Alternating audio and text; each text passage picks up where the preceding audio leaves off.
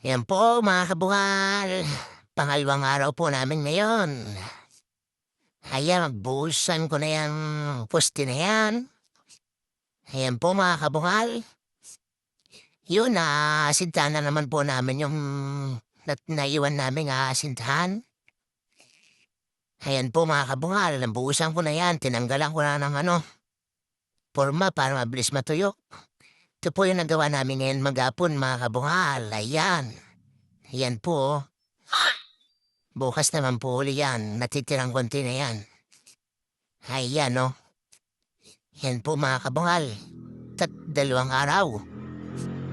Yan, bubusan po namin yung pwesto na isa na yon. At saka yan mga kabungal, yung hagdan niya.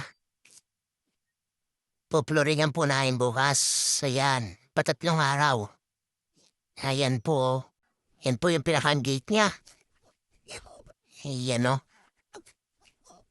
Bukas yan, bubusan namin yan nasa gitna na yan, poste.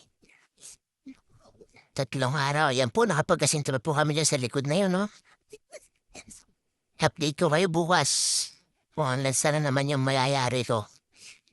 And alas 4 lang po kami kasi may hotel ako mamaya doon sa kabila. Yung winner building ko. Bye-bye!